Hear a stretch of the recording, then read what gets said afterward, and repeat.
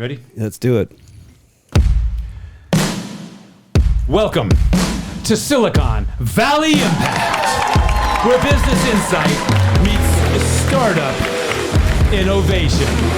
Brought to you live from Silicon Valley, California. Please give a warm welcome to your host, Brian Sparks!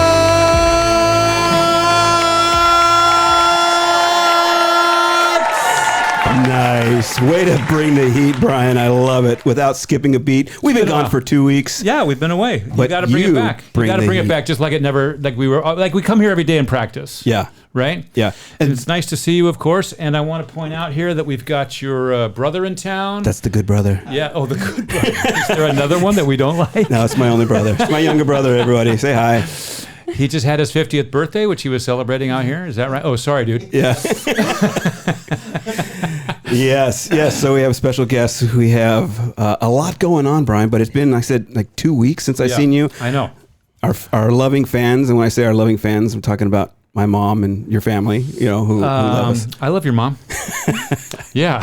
Sweet lady. Yeah. So I was in Morocco, which was absolutely... Oh, yeah. You were riding camels Yeah. and wearing like tunics. You saw that, yeah. Yeah. Yeah, I put you on the thread. It was did. so much fun. An unexpected, amazing place to go. Yeah. If you have destination spots on your bucket list, Yeah. you've got to put Morocco, and particularly for me, Marrakesh, on your bucket list. Okay. Absolutely incredible people, incredible things to see.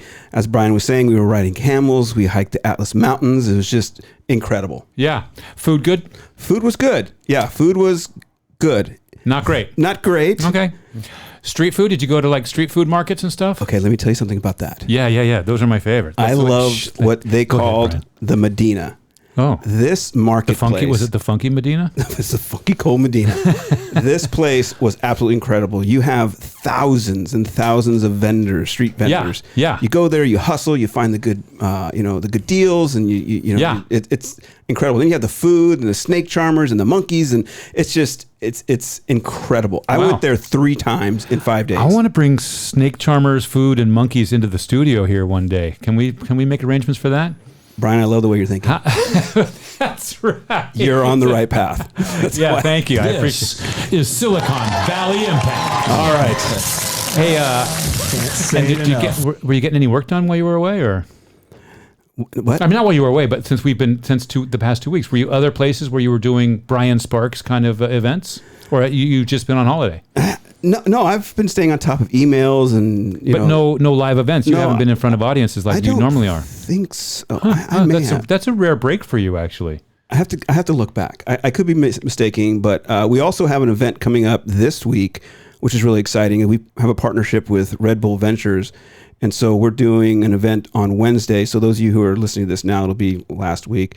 Red Bull Ventures is really stepping into the startup game, and I'm excited to see what they're going to be doing. So they've been out to 1900 Broadway, and I will be going out and judging some of their startups that are coming in from all over the world. Oh, wow. Didn't they also officially announce that they're going to be sponsoring Silicon Valley Impact? Not officially, No, but not we may officially. get a couple Let that out of the cans bag. in the room. So keep a lookout for those cans in the room. All right, let's get on with it. Let's press on. I want to It's welcome nice to everyone. visit with you, though, Brian, and get caught up. Yeah, I with love all it. these people waiting for us. All these eyes in the room, and we got a full house today. But I want to welcome everyone to Silicon Valley. Dude. Yeah. Go ahead. Go ahead. Proceed. Welcome to Silicon Valley Impact. I'm your host, Brian Sparks, and that over there is a man who never misses a good piece of property. The good man, Brian Bernasconi. The purpose of this show is to have honest conversations about what it takes to build great businesses and communities so that you can make an impact Within your own.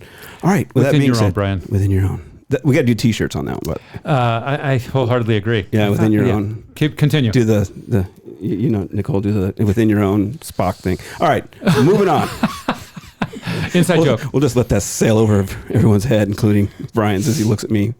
All right, we got a full house today. Oh, I was going to say, this is what I was going to say. But wait, there's more. Well, I just want to say, if you're listening on a podcast or Apple podcast or something, and you want to go over to YouTube, we're there. If you're on YouTube and you're watching, would you please go ahead and hit that subscribe button now? This is the time to do that, and don't be afraid to forward this along to your friends if you found it to be valuable. That's it. That's my message. Thanks, Brian, for that. We got a full house.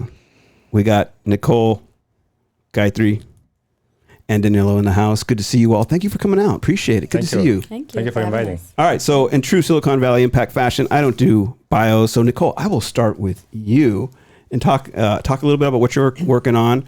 We'll do a 60-second intro, but give a little intro to our audience and tell them what you're working on. Sure. Thank you for the question. So my name is Nicole Ward. I'm the Senior Vice President of Sales at Aon. That's my day job. And then on the side, if you will, I've built a platform called the Executive Athlete. And I had a book come out a month ago called Biohacking for the Sales Athlete, which I'm happy to share more about as we chat today. Oh, yeah. We're going to talk all about that. Now, Brian, don't you think I've missed that phone call? I would pick it up, but it's a sales call. I know it's somebody trying to sell me something. You want to hear me how I handle salespeople? All right, we got Careful. we got sales in the house right here. I'm very courteous to salespeople. All right. Yeah. Good karma. Gayathri, thank you so much for coming. Love what you're building. I get to learn a ton about what you're doing, but I'm super excited to dive in. So give our audience a little bit of an intro on who you are and what you're building. Sure. Thanks for having me here, Brian. I'm Gayathri. I'm on the personal side, I live with my husband in San Bruno. We both are from India. We moved to the US 5 years back. On the professional side, I have 14 years of experience in partnerships. I work at ElevenLabs. I am on the North America go-to-market partnerships team at ElevenLabs, building out our partnerships here. It's been 6 months since I joined ElevenLabs, having a lot of fun doing what I do. Prior to that, I was with Intercom for a couple of years, building out global partnerships there. And then before that, with Freshworks, I spent a lot of time there. I was there for almost 11 years. Joined them when they were a super small startup, less than 100 employees. Was fortunate to be an early hire on the partner team, seen their evolution from startup to post-IPO. In fact, they were one of the first few Indian companies to go public, very personal to me as well. So yeah, I've been in the partnerships world my entire career. So excited to be here. Thanks for having me here. Nice. A lot of experience there to talk about. Danilo, good to see you. Brian, can you hit the clock, buddy? Sure. Yeah, you got it. Danilo, good to see you, buddy. Had a chance to meet you at a dinner. Was it last month, the month before? Yeah, last month. Yeah, we hit it off. I came out to see you at your office and loved geeking out with you from everything from startup to angel investing to partnerships. But I could go on and on about you, but give us a little synopsis about who you are and what you're working on for our audience. Yeah, very diversified background. So right now I work at Uber. I run a partnership as well with the biggest partner that Uber had. Mostly are Fortune 500 companies. Before Uber, actually I moved here in San Francisco just 1 year ago, almost a year ago. I was 6 years at Meta, working from the New York office, still running partnership with a large enterprise, mostly doing deals that are 9-figure. So, very complex deal. Before that, I had a very long experience with startup. So I tried to run my own startup several times, like fail around 10 times. We went also to Y Combinator with one of them, which is now 12 years old, make around 100 million revenue per year. So I'm still a shareholder, not actively involved anymore. And apart from that, I've been always working for VC company, especially in Europe. Like we were launching startup in Nigeria, Kenya. So I was exploring the market as well at the time. So I would say very diversified background, but originally I'm from Italy, actually to be exact from Sicily, maybe to be even more exact from a small town of 7,000 people in Sicily. Beautiful. So it's been a long journey. What town in Sicily, if I can ask? It's called Solarino. Okay. Probably Nice. you never heard about, but it's close to a main town, which is Syracuse. Which is, I love Syracuse. which is much bigger. And you just got back from a visit and you go out quite often. I try to go as much as I can. My mom is still there. My brother, his family. So I try to visit them when I can. Of course, work is busy. So especially I feel like the way of working in the US is different than Italy. Yeah. So Yeah, it definitely is. But again, so excited to have you all here. You all have such a rich background in terms of what you've done professionally, but personally, you have really made your mark in the world. And those two coming together, I really think is where founders do amazing things. They take what they're passionate about, who they are, see where there's a problem in the world. They build something, they create something, and it really makes an impact.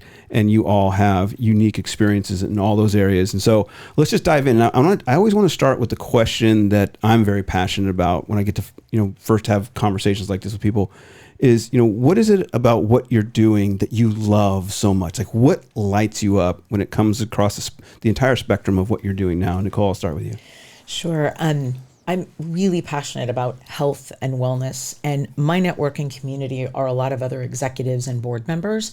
So my whole platform is built around bringing health and wellness to that group of humans who desperately need it. For me, there are a lot of executives and I think board members who hold tremendous power, who are incredibly unhealthy, inflamed, and dysregulated. And the downstream effects of that are not benign. And so for me, bringing my journey of sort of biohacking and optimization and my journey to health from my, my crash, almost 20 years ago, has been a journey for me as well. But bringing some of that that education, as I've learned along the way, and bringing some of that awareness to my community, if you will, so that we can just be better versions of ourselves, better leaders, better partners, better parents, etc. So it's kind of what underpins the Now, work. from the perspective of Silicon Valley in general and in the startup world, it's really about grinding, Yeah, I know. resilience, being gritty, all these high level. I don't need to eat. I don't need to sleep. Right. Yeah, I don't need to sleep. Keep going. Busyness Yeah. is a badge of honor. Yes, Yeah. exactly. No. How do you integrate this idea of health and wellness and biohacking into this world when it's kind of that touchy-feely thing? And footnote, Brian, I don't know if you know this. I have said this before, but if you look at the business school at Stanford, they're one of the most popular classes there is the touchy-feely class, right? What is that? Touchy-feely 101? It's really about the emotional intelligence side, the human connection side, just exactly what Nicole's talking about. I just have excuse me for disagreeing with you or going here sort of in opposition, but I don't feel like physical health and well-being is touchy-feely at all. I mean, that's just keeping critical. Well, that's your the name of the machine- class, so I'm not saying that. That's actually the name of the class, and statistically, this is true. But how do we make this Change messaging, that whole vibe, that whole narrative? The whole narrative, yeah. That's why the platform's called The Executive Athlete. And I feel like if we look at part of it's Americana, part of it's our culture, right? The culture that we have here. We reward that behavior. We all grow up living KPIs, MBOs, strat plans, roadmaps, all the things. But if you want the best competitive advantage, if you want to increase your productivity by 25, 30%, let your foot off the accelerator, right? Dial into your physiology. I believe that physiology is the infrastructure of leadership, and energy is the currency of performance. And there is real science and real data to demonstrate that if you can actually allow yourself to recover, that the benefits are exponential, right? Hence, we treat athletes. If you think about it, a professional athlete, when would they go to game day under-resourced, undernourished, underslept, under anything, right? They're going to come in at peak performance. And I think executives need to treat themselves like athletes, incorporating that need for recovery. I mean, recovery is adaptation. It allows us for the opportunity to adapt, but we don't, right? And it's a structural change that I think is hugely important. I love it. And you know what I think about too is that if you can kind of find a parallel or analogy, it's the analogy to what Jensen, oh my God, I'm blanking on his last name. Jensen, the Jensen, is it Jensen Huang? Yeah. Okay. He talks about the AI infrastructure 5-layer cake. And he says that the very base is energy. And there's a parallel to what we're building in AI to what we need to build within ourselves. And having energy's the bottleneck. Right, not only in building out AI, but also building out who you need to be at your best. It's got to begin with your energy. So we're going to talk a little bit about your book and kind of what are some high level insights to that. But again, moving on with this question about why you love doing what you do, Gayathri, I'm going to throw it to you because you've been in go-to-market and, if I might say, sales and partnerships and all that space. Why have you stayed there? What do you love about it? I already see you smiling, so I'm going to just let you listen and go. I mean, I have different flavors to this question. I'll start from on the personal note, right? I thrive being with the right people, right kind of people. For me, it's always quality over quantity. And in general, that gives me the right kind of energy, and that's kind of how I thrive. On the professional side, I've been extremely fortunate to have a very similar work atmosphere because one, partnerships is all about building that right relationship identifying who is that right partner. And it always starts with your customer, right? Like, what's your customer profile? Who is that right partner? What is the right kind of relationship that's going to benefit our company? And how do we make them successful? And it's extremely entrepreneurial if you think about it, but with less risk, right? Like, I'm not the CEO of any organization, high stake, high reward kind of a setup. That's not where I am. But I work with a lot of CEOs, I work with a lot of entrepreneurs, and I actually help them succeed in their company goals and work very closely with them. It's very much entrepreneurial, but also very less risks involved, which, like for me at this point in my life, I prefer and I really absolutely love. But also the third part that I would extrapolate on that is AI is changing, like how we do our work, how productive we are. AI is evolving as we speak. What was a fact yesterday is probably already outdated. And voice has historically always been the most undertapped form of communication on technology side. And I work at ElevenLabs, where we're transforming that, the entire AI experience. We're a research and product company doing our own, we have our own voice models, we have our own audio models. In fact, when I came in, I asked Brian if he is using ElevenLabs, which I think you should. But, we have such a cool technology, cool product, and an amazing research powering that. And getting to do partnerships here is transformative because we're redefining how the go-to-market would be for the future. And this is across go-to-market partnerships, integration partnerships, hyperscaler partnerships, like really thinking big and defining that for the future is exciting. So I absolutely love what I do every day. I love the depth that you described in relationships to be successful. I really believe no matter what we do, relationships are the cornerstone of things. Trust is the number one currency of business. I truly believe. But the fact that you light up so much around, okay, I get to deepen relationships, find those people that have the energy and balance. See what I did there? Find those who are great leaders, create those partnerships, and then pair them with the resources to succeed. And to me, that's super exciting. I think from the perspective of an entrepreneur, someone who's a startup, or even the VC, the wave of the new VCs who bring these unique tools to their startups, I think is a great message. So I want to dive into that as we go along.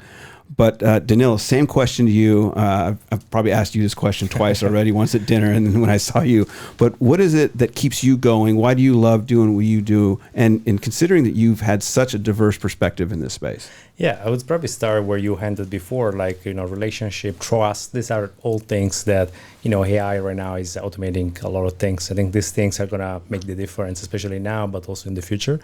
Regarding what's, keep me going in doing what I'm doing, I would probably say two things. One is related to what I'm doing right now with Uber, what I did before with Meta, which is, going to a partner and see that, at the beginning, they look at you like a vendor. They think you're going to ask them something or you want something. And then it's exactly that moment when you shift and they understand that actually right now you're solving for them a problem. And that's what really excited me. And then I feel like the first meeting, it's always about what they need. And then this way you get the chance to tell in the next meeting what you need. So I think this is something that really excites me, this kind of shift from vendor to partner and problem solver. And another thing that really excites me instead is more related to what I do with startups. I didn't mention that before. I do a bunch of things, like I'm an advisor. I work with family office in Monaco. I work with the University of San Francisco. As well, I do mentorship with Techstars and other Innovate, which is an Italian incubator I'm familiar with them. They're great. in San Francisco. And then I also invest myself as an angel investor through Orange Collectively mostly, which is a company that invests in YC company. And I feel like when I work with startup, what's really excited me is to work with people that are bringing something to life, that are building something. And you meet all the kind of people, you meet people that are there just because they want to try, which is fine. But I feel like what's more exciting me is when you see someone that's really excited about what they are shipping and, it's really obsessed with that. I feel like that's the only thing you cannot teach them. I can teach them, I can help them to find funds, to do fundraising, all this kind of thing. I think the obsession with what they're doing, this is not something you can teach them, and that's something that really excites me. And to work close to them and see they're bringing this to life, that's really cool. That's some high energy stuff, and it's addictive, right? I mean, Yes. being in Silicon Valley or around the world where they're building, that energy is addictive. And Gayathri, you were talking about identifying problems and solving them and really diving in. I think whether it's you're looking at health or you're looking at the next AI, you're looking at the next startup, whatever it may be, it all begins with a pain point. Yeah. And then solving that, I really think is the addictive game. Yeah. A lot of people come up with great ideas in Silicon Valley, and then finding a market for them becomes a little bit of a struggle, but identifying the problem and then having that solve is no doubt where the passion comes from. So I love to hear that from the people I get to talk to from all over the world, and hearing it from you is just so inspiring. And so Nicole, I kind of bounce back to you. We're talking about identifying the problem in what maximizes people's thinking, their health. What was the moment in your life, I mean, it goes deeper, wide, as narrow as you want to, that you said, okay, I'm devoting time to this part of the game? Because you're a VP now, you've seen many perspectives of corporate America, as all of you have. But why is this biohacking, this mental health, this, I believe you said thinking like an athlete, or almost training yourself to be, why is this important? Yeah, so about 20 years ago, I was in an almost, thankfully not, lethal accident where I rolled my Land Rover. And at that time, on paper, my resume looked great. My bank account was fantastic, but I was absolutely killing myself on the inside, literally. And that accident changed my life. And I remember climbing out of the vehicle and wondering, like, how do I get to my cell phone? Because I needed to call my boss to tell him that I was not going to make the meeting. And, to his credit, he was like, you're going to go to the hospital and you're going to go home. You're not going to come to any meetings for a couple of days. And it was that learning that put me on a path of like, okay, something's broken on the inside. At 35 years old, I had the labs of a 55, 60-year-old woman. And once you know, you can't not know.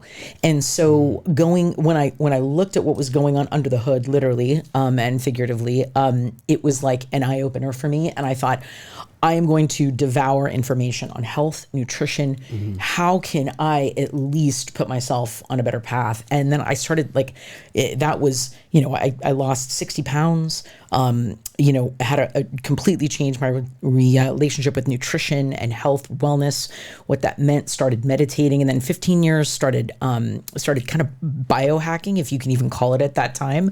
Podcasts didn't even come out till like 12 or 13 years ago, but I was one of the early listeners to podcasts. Mm-hmm. And I just started devouring content, and along the way, getting board certifications, pursuing my master's degree, getting different, just out of my own curiosity, just because I was so passionate about the topic. Mm-hmm. But it has been a journey, and I've done everything wrong along the way, and I've learned a ton along the way. And that is what really inspired the book was how can I help others who are in my situation, who are senior executives within various companies going through the same thing? How can I share some information that helps, make their life easier? So I got a question. So, I mean, people who are building, they're on a high.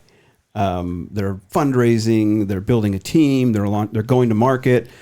They're really packed full of adrenaline and focus. How do you essentially stand in the way of that and you go, time out, you need to refuel? It's kind of like, I mean, it's when you hit rock bottom, when you flip your car or you lose your business or you lose your job. And by the way, in our early shows, we used to bring in people who had just been let go from corporate because we'd want them to talk through that experience. And that's where a lot of great ideas come from. But when you're on the other end of the spectrum, when you're in survival mode and you're on a high and you're chasing something, how do you just say, time out, take a little bit of time for yourself? You will hit the wall eventually. Yeah. That is not sustainable, right? You have to ask yourself, what is sustainable success? And we all have to ask ourselves that individually, because each of us are bio-individually unique, right? Mm-hmm. And you have to ask, like, what is balance for you? You know, are you the best leader you can be, the best partner, the best parent, the best, innovator, right? And there's a cost, absolutely a cost that comes with burning hot like that. And so I think checking in with yourself somatically, physiologically, and being like, this is a team, right? I refer to this, our bodies, we're a team here. There's a lot going on. And are we thinking about this as a unit, as a team, systemically and holistically? Yeah, I love that. And so I definitely want to fold you all into this. Both of you have seen, people who are going to market and those who are launching in early stages. And in fact, Gayathri, you're in the process. I mean, you guys are still technically a startup, but you're crushing it. How do you bring balance to partnerships, to go to market, whether you're looking to develop a partnership or expand the business or invest in them? How do you, again, identify those qualities that people need to not only lean on, their strengths, but also, hey, what are the pain points here? That's kind of a big question, but I'll throw that over to you, toss it over to you. How do you identify the ideal partnerships, I guess I could say? Do you want to start? Yeah, sure. First of all, that's very inspiring, Nicole. I don't think it's very hard to follow that. So thank you. I'm definitely going to read your book. Coming to your question, Brian, I think the right partnership always starts from what is it that the company is trying to solve, and that would evolve as the company evolves. And what I mean by that is today, as it stands, maybe the company's priority could be acquiring new customers, or it could be providing the right professional services, or it could be integrating with different platforms. But then in a couple of years, that could change to brand awareness, or it could evolve, right? So I think it always starts from what is the problem that we're trying to solve, and are we, as partnership individuals or leaders in the organization, willing to adapt and evolve as your company's needs evolve? Like, that's kind of like the fundamentals of how I look at it. And then the second part of this is, your question was ideal partner profile. How do you identify that? Again, it starts from your customers. Who are your customers? What is it that they want? What are they saying? What are the deals that you're losing, right? Like, look at all the right data, talk to some of your customers, and then really understand what kind of partners would actually add value to them. Because at the end of the day, all of us here, we work and we're following our customers, and we all have to make sure that our customers are successful. So building the right partner strategy always starts from that.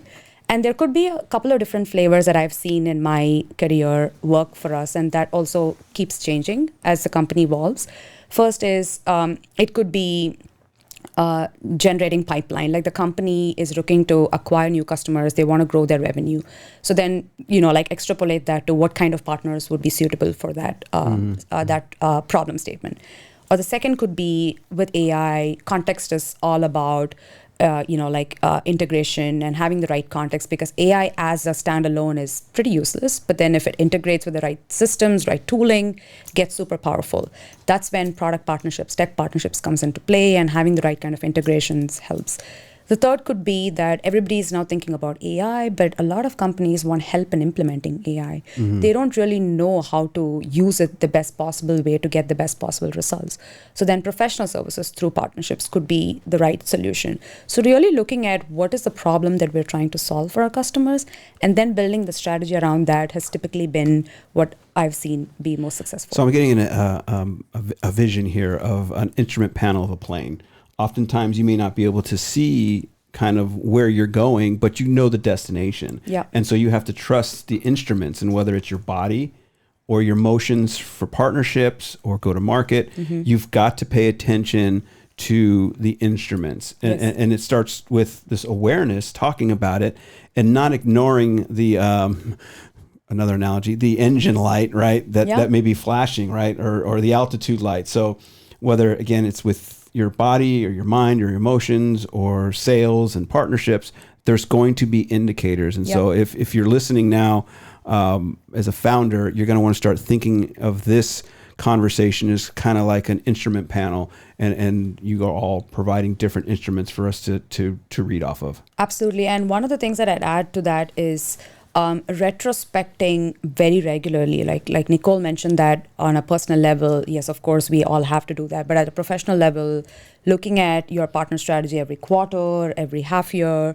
looking at the metrics one level deeper. One of my prior leaders used to call it a watermelon metrics: green on the outside, red on the inside. So you get one big deal, we're all celebrating, and then we're just like peeling all the onion layers. You're like, oh my God, it was because of that one big deal. So technically there's no run rate in this business, right? That's so very true. really retrospecting that and being willing to tweak your strategy is like super important. And I think that's where a lot of companies also get it wrong, because they're like very hell-bent on what they built at some point, and they don't want to evolve it.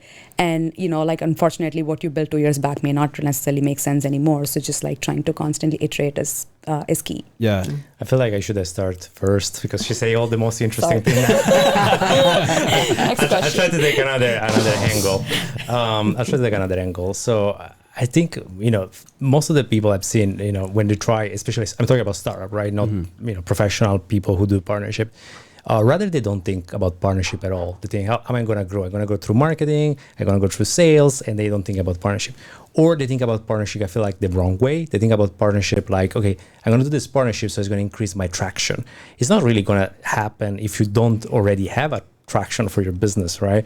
So it's like eventually the partnership is going to amplify that. And then I would say another point is why you want to do this partnership. So is it opening you a new distribution channel? Is it bringing new customer? What's value are you bringing for them as well? And how are you going to measure this partnership? I feel like if you don't have this fourth ring, I think it's not a strategic partnership. Like, it's just trying to maybe have a PR with some big name.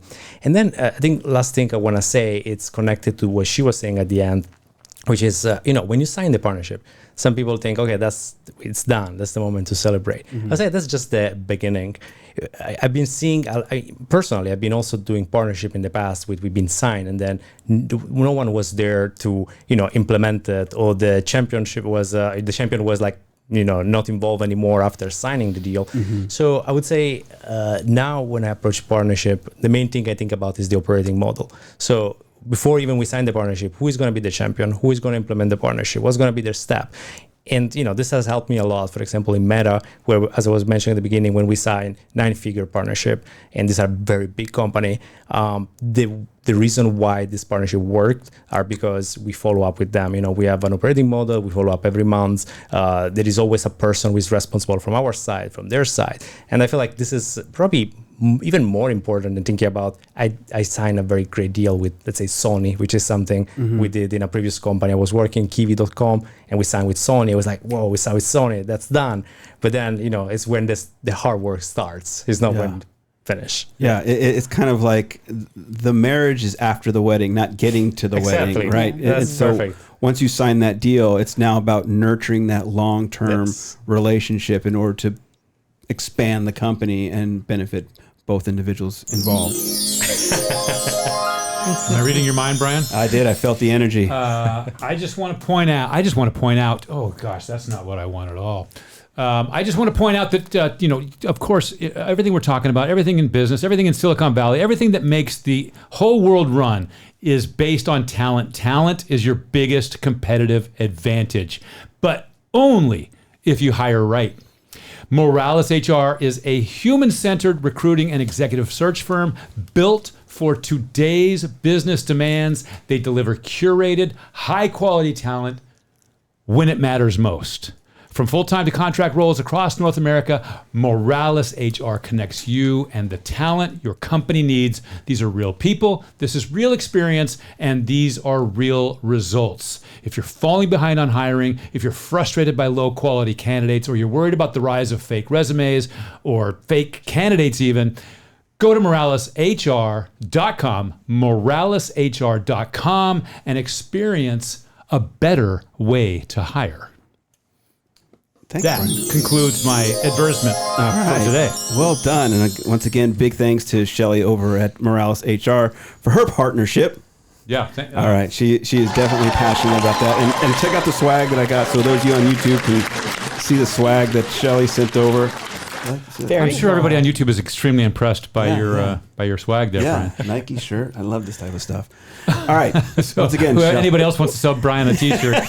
we're open. we'll do an We're open for unboxing business. here. Yeah, send it over. We'll do an unboxing here, and thank you for that. All right. Get ready to receive the mail, Brian. Yeah. All right. Okay. So we're jumping back in. We're talking about partnerships.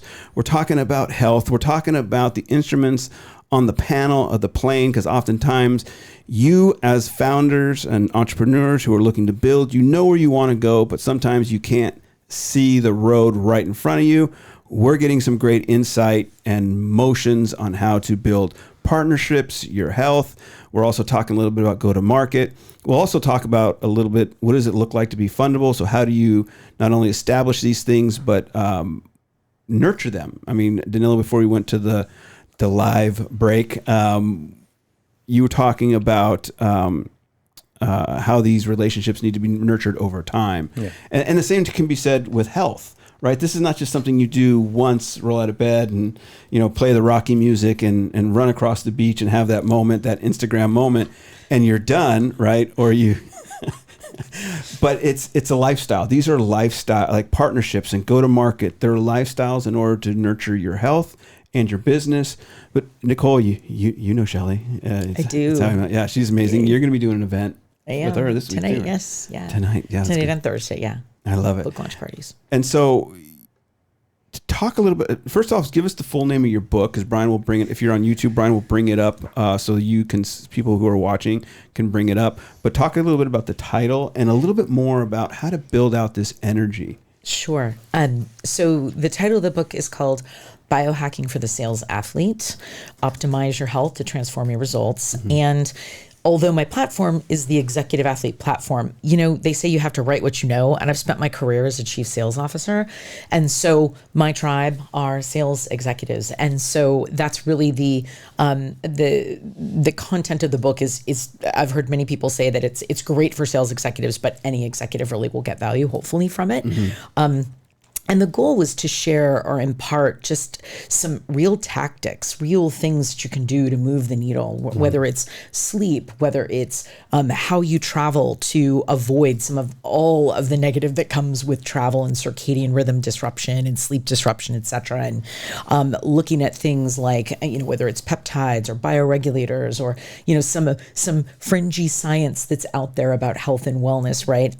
Granted, I'm not an MD. I do have a lot of things that I've put behind my name at this point in my career, but I'm not an MD. So let me just quantify that. But there, I think, are a lot of data-backed points and information that's in the book that are great takeaways for people that help with things like energy, right? And bring it all together, right? So, and whether you're a founder or you're specifically in sales, it feels like you're always on. Mm-hmm. And you've got to bring that energy. You got to bring that passion, because I don't know a great salesman or founder who's trying to pitch and build trust who comes in monotone and low energy. Or, trust really comes from how you're experiencing something emotionally. And good sales, good go-to-market, good partnership, good leadership. Good leadership. I think if you come in and you're a hot mess because you haven't slept and you haven't eaten and you're a mess on the inside, that spills out into the workplace and can be toxic for other people. It absolutely is, and it affects our ability to make great decisions, our cognitive abilities, right? Mm-hmm. Our ability to be present, to be good listeners, right? The ears fall off, as soon as, when you haven't slept well and you've got to go into a huge meeting that is stressful the next day, you need real tools for how do I bio-individually actually drop into my own physiology to be the best version that I can be right now when I go into this meeting. And if we don't stop, allow ourselves to breathe and to drop in and lots of other things, you're going to go in there at 70% your capacity.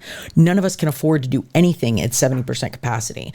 And if you try some of these things and you actually try this approach, even for a couple of weeks, you're like, wow, this is what it's like to be at 100% capacity. So if you think you're performing now, try actually doing some of the work and see the results, and you'll blow yourself away. Mm-hmm.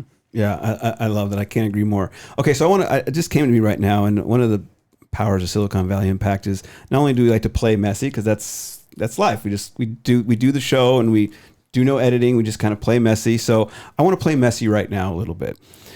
a lot of our audience are founders and people who are looking to build and go to market. I want to hypothetically have you as my team for a moment. I have a startup, as do many of our listeners. I need to go to market. And so we need to go to market as fast as possible. Take the perspective of, who I need to be from a health standpoint, sales standpoint, go-to-market strategy, and partnership. Let's brainstorm really quick on what I need to do in order to move the needle. And Gayathri, I'm gonna start with you. And let's just create a whiteboard, right? Mm-hmm. What do I need to do, founder? I'm looking to get traction. I'm looking to get my name out there. I need to appear fundable. So if you have an investment tip, throw that in there. But where do we begin? Because again, a lot of the listeners are just got great ideas and now they want to look to get going. So let's brainstorm this for a little bit, because I think you three are incredible, so much experience. Where do we begin? Gayathri, and again, you guys jump in. Hey, let's do this. Let's try this. What would you suggest? Yeah, I have to ask. Do you want to go first? yeah. Who wants? Yeah, I couldn't give a chance to go first. You want to go first? I try to take another angle again.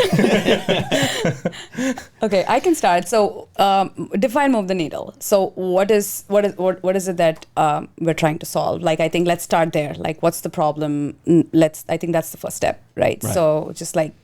Thinking out loud. So I think that's step one. What problem we're trying to solve. Mm-hmm. Mm-hmm. Okay, so I'm selling bottles of water. Okay. and the market is saturated. Yeah. A lot of competition. Hard. Yeah. It's very competitive to find shelf space. Attention, branding, don't have that down yet. Mm-hmm. Distribution. It's all on the table. Yeah.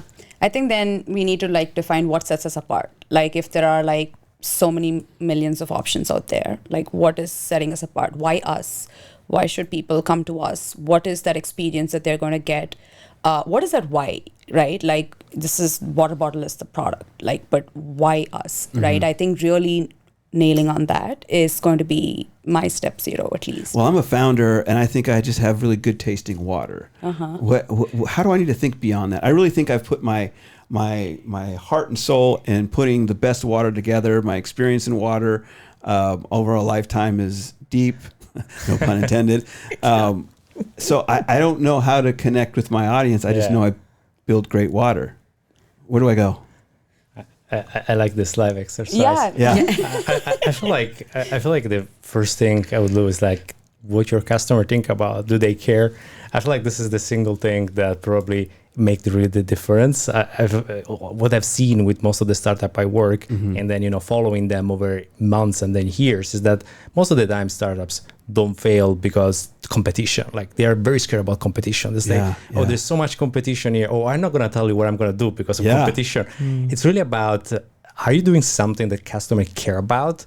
I feel like this is the first thing. So even before thinking about fundraising and competition, talk to your customer. Try to understand if they care about it, because maybe you care about, maybe you taste the water and say, oh, that's a very good water. But then, you ask people to try it and mm-hmm. they say, I don't see the difference. It's not solving any problem for me. I feel like water and the next AI tool is the same thing. Yeah. Everybody's building water right now, right? Mm-hmm. Everybody has the next thing that's going to refresh the company. Yeah. And so I'm hearing two things. One, identifying in what you're building in terms of data, what is the quantitative thing that's different, but there's a messaging as well mm-hmm. that needs to go on with this. So we get to the sales part. I was just gonna say, so from a sales perspective, again, that's the push, right? And I think knowing what you're solving for, the why of it, and where the value is, right? I mean, to me, sales is service. Mm-hmm. It's one of the highest forms of service, even though there's a few bad actors that make the rest of us, look bad.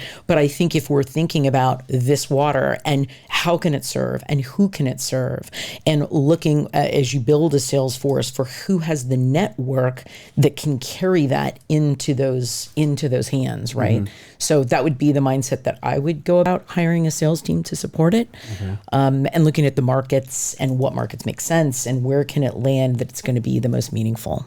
So a lot of investors, they'll say, well, you're getting great early sales, but these are founder-led sales. building a team. How does a founder receive that? Like, you may be a founder, the founder market fit may be really good, but now you need to duplicate yourself. You need to find people. What are some of the motions that you think we all should take, whether it be in sales, go to market, and partnerships, that we could move the needle, those actual motions? So we got the ICP, right? We have our ideal early customer profile. We'll look at the ideal long-term customer profile in a little bit, but we have that. We've identified maybe some people who can help us get some traction. What are now the motions that we could take now that we have the profile?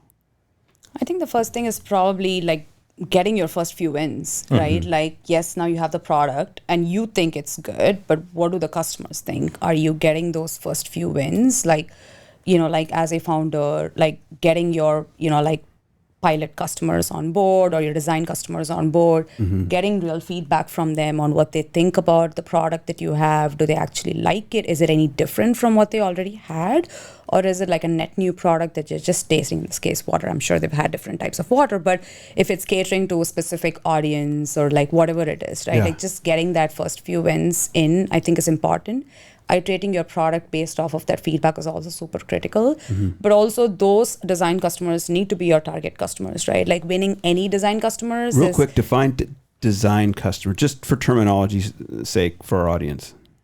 So your ideal customer profile would be your design customer, right? Like whoever you're intending to sell this to, reaching out to them, getting them to buy the product and experiencing it for like few weeks, and then giving you real feedback, and then iterating based off of that feedback, and then probably going out a little bit further.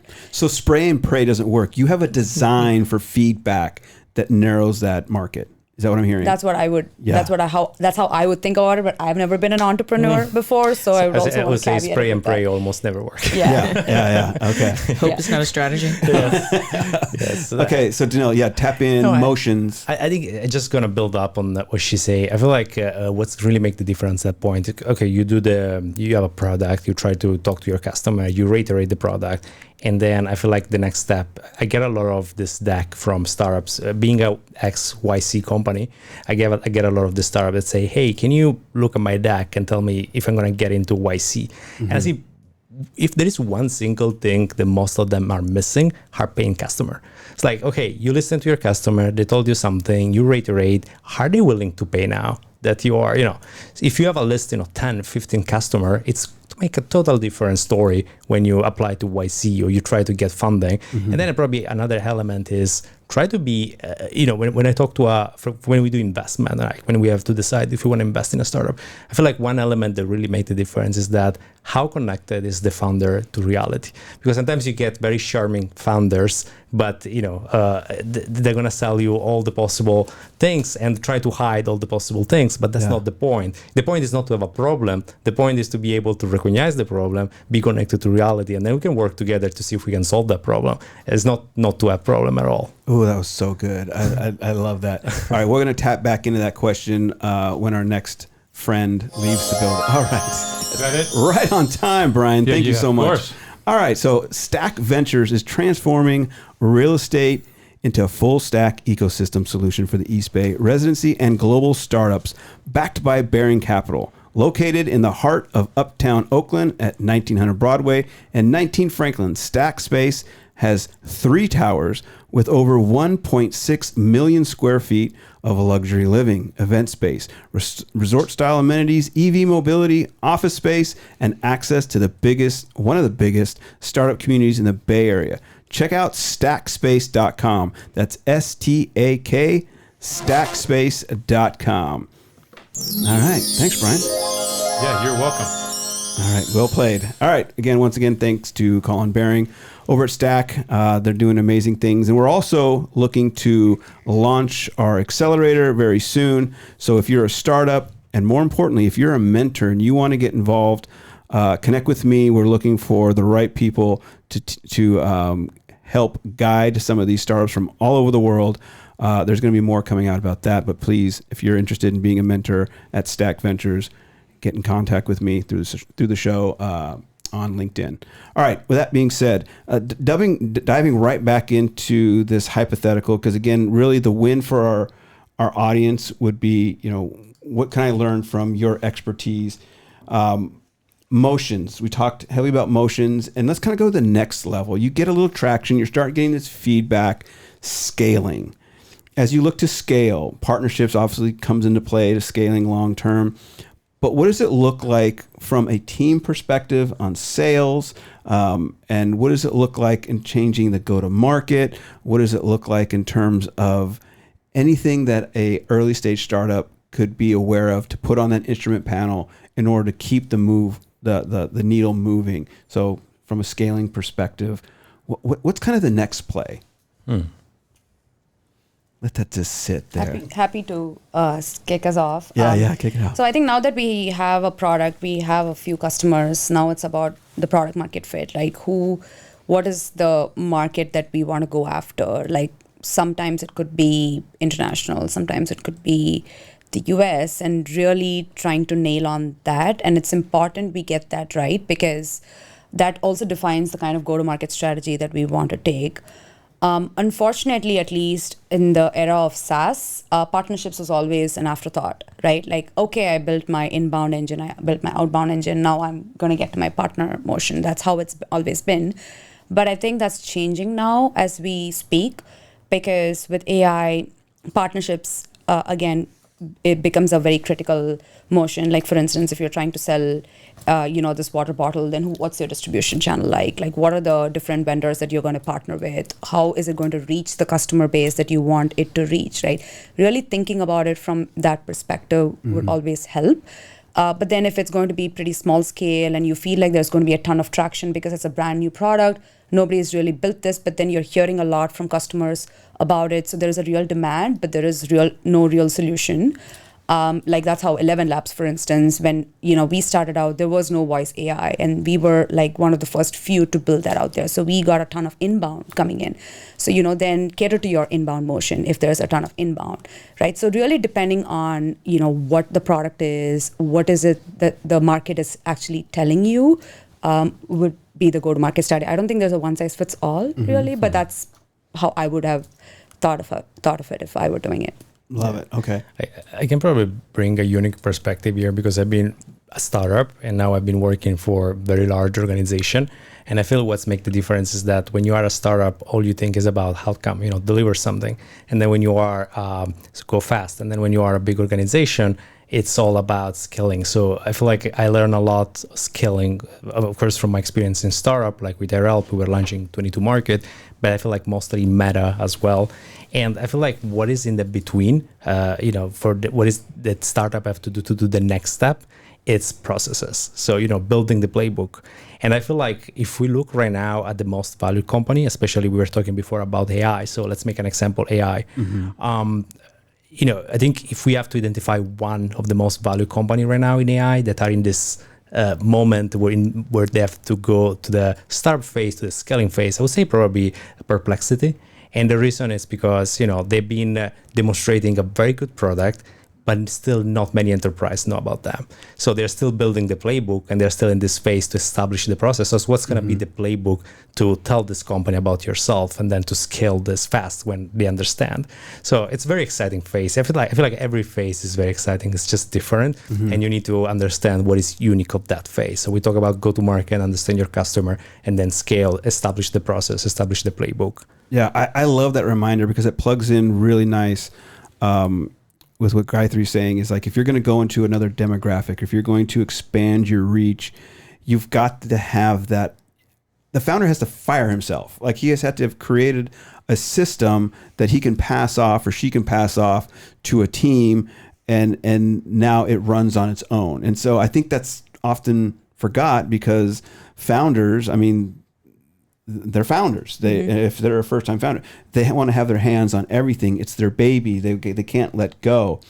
And so I love this idea about creating a system. And so Nicole, I gotta come to you now to tap a little bit into this idea of systems and expansion with health, and also integrate with sales as well, because I love kind of the crossover. A lot of people may read your book, go home, clean out their cupboards, sign up for the gym membership, right? Go buy the bike, the Peloton or whatever it is. They have everything from day one, but they haven't established the habits yet. How do you train up the habits in sales, and how do you train up the habits in yourself to adjust your lifestyle accordingly for better output? Sure. So, and I have never worked for a startup, by the way. So I want to caveat that. So I don't have a ton to add when it comes to sales in a startup context, but when it comes to scaling sales, I do. And from a health and a wellness perspective, I think it's embedding in the culture as you build and as you grow, that balance is important, right? That the outcomes that we're talking about moving towards, right? All the metrics we're trying to hit, that keeping a mindfulness that there's also humans behind that effort. And so I think it's a cultural thing. It's instilling across your company's universe that who are we from and I'm going to use this word, but from a spiritual place, from a physiological place. What are we a stand for in terms of how our environment operates and how we operate together?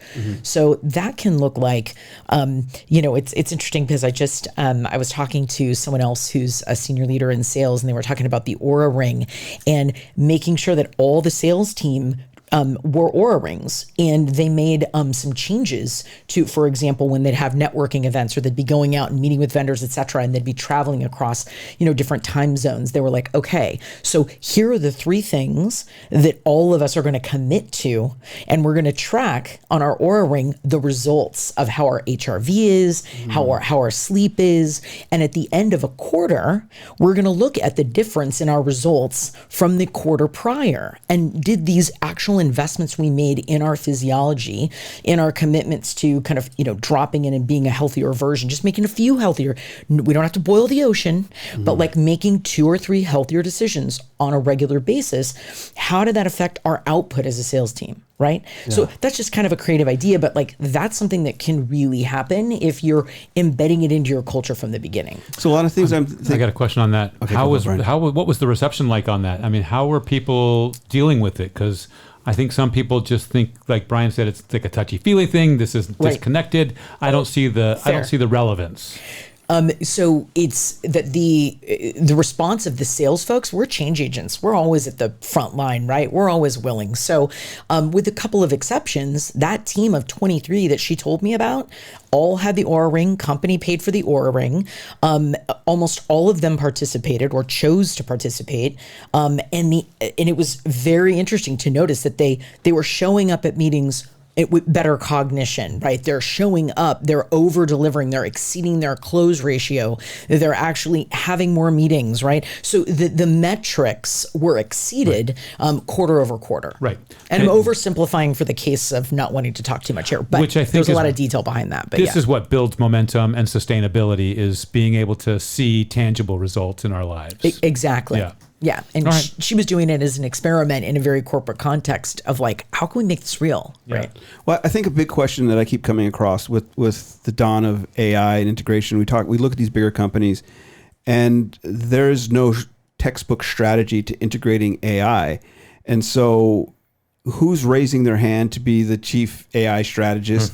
Who's implementing the strategy? And then of course, who's doing the cultural change? And whether it's AI, health, or what else, moving the needle in terms of culture is difficult. But I think one thing that you're saying is that balance and small changes that people can get on board with right away is the way to kind of change internally. So again, whether you're changing your personal lifestyle and how you get healthier, or the health of a big organization, it takes a balanced incremental change with strategy. I think. I mean, correct me if you I'm summed wrong. it up there, Brian. Did I do? Okay, I just stole these great ideas. All right? Definitely. Yeah. That's all I do here is No, just I steal think great you nailed ideas. Yeah, I love it. All right, so we're getting a little close to the end, and I definitely want to kind of have another open conversation about what's next for you, and would be a win for today and 2026 into 2027. Danilo, I'll start with you. What's next for you? I also want to come back to you a little bit and ask a quick. Well, in fact, I'll do that right now. Talk a little bit about what is fundable for you in terms of an investment, and then what's next for you. Yeah, I would say so. Let's start with what's fundable in terms of investment. So normally when we look, company to fund, as I was mentioning before, we look at companies that have a very good understanding of the class customer. I would say this is the first thing, what the customer wants. And then also that they have a touch to reality, so they understand, what are the problems, what we need to solve right now. And then, we do different kind of funding. So through Orange Collective, we invest very early stage. So we invest in YC company even before demo day. So we try to, found almost like seed fund, let's say. And then I work with family office, which is a totally different story. They are much more cautious and they invest if someone has already invested. So we invest like Series B, Series C. In that case, we look at totally different metric, which is more like the question we were asking before between, scaling or starting go-to-market. Right. And then we look at the scaling. So we look about, it's like generating already EBITDA. Is it EBITDA? What's the EBITDA? Normally we look around 5-20 million EBITDA in that case for family office. So, and then we try to understand also what's the market they're playing it, how they're positioning themselves. If we think about, going back to the example of AI, we had OpenAI starting, the whole LLM system with ChatGPT and, Sam Altman becoming probably the next Steve Jobs. And then all of a sudden we have Anthropic, Dario Day, that found a specific unsolved problem, which was more for developer and position himself there. And he did it very well. So, how you're positioning yourself. So this is something we're looking for.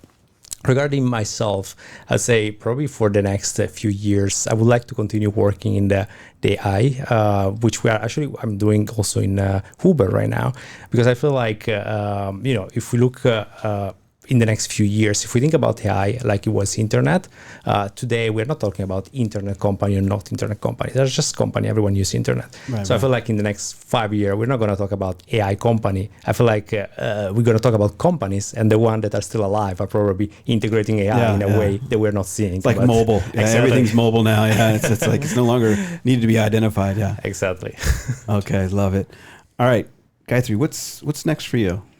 Yeah, so I started at ElevenLabs a little under 6 months back, so I'm still relatively very new. So what's next for me is to have a very successful partner ecosystem here at ElevenLabs. I think that'll be a pretty, full-time on kind of a role in itself. Outside of that, I do some advisory work for founders. I do take it up very select by case-by-case basis, really where there's value, but happy to take on very relevant opportunities that comes up at any point in time. But also at a personal level, just focusing on my health, my physical health, my mental health, that's definitely top of mind all the time. I try to unplug as much as possible because I think the world in which we are living and the transition that we're seeing from SaaS or internet to AI, it does require you to be almost always on. And I do enjoy the few hours that I get where I try to do something that I love, like outside of work. I try to dance, I try to go to the gym. So just like whatever little I can, I try to do that. So my health and fitness is definitely top of mind for me, I think, and it's going to continue to stay that as well. I love it. Nicole, that was a pretty good segue to you. Yeah. The book just came out a month ago, so I'm still sort of riding this wave. But what's next for me is I'm going to go to Sardinia actually and spend 3 weeks this summer starting the next book, which is going to be called The Executive Buddha. So if this one was a solve for bringing health to power and health to leadership, this one will be bringing integration and a touch of spirituality to leadership. So I love it. Well, we got Hudson's work. We got to get a copy of that book on our shelves. We have other guests who have been in here who've written books, so we got to definitely make sure you get one. Our book on shelf. So before we sign off, I want to make sure that people know how to connect with you. So Nicole, how can people best connect with you, and where can they find the book? Sure. Amazon, all the places for the book. And then, everything is Executive Athlete. I have a podcast, and then all of my social is The Executive Athlete. What's the name of the podcast? Executive Athlete? Executive Athlete. Okay, I should have seen that one coming. All right. All right. Gayathri, how can people connect with you? LinkedIn is probably the best way to connect with me. Reach out to me on LinkedIn. Yeah. If it's relevant, I almost always respond. So feel free to reach out. My LinkedIn is Gayathri Padmanabhan. Okay. And do you like public speaking? I mean, that's how I actually kind of found you. I think you were on a panel and reached out to you. And so do you do this a lot? Podcast, speaking, hosting, facilitating? Not a lot, but again, selective. But yes, whenever there's the right opportunity, absolutely, we'll always take them up on it. Yeah. So, I'm always quality or quantity in general. Yeah. So Great. Love it. Okay. All right. I would say probably LinkedIn as well. Just look for my name and surname, and don't do spray and pray. Come with something relevant, and I will always respond to that. I love it. Well, this was Hang on, great. Brian. Yeah. 1 second. Yeah, you got something? Well, I thought I did. I was playing around with ElevenLabs over here. yeah, But Welcome to Silicon Valley Impact, where business insight meets startup innovation. That's straight from ElevenLabs. Brought to you live from Silicon Valley, California. I'm telling And you, now, Brian. please give a warm welcome to your host, That's great. Brian Sparks.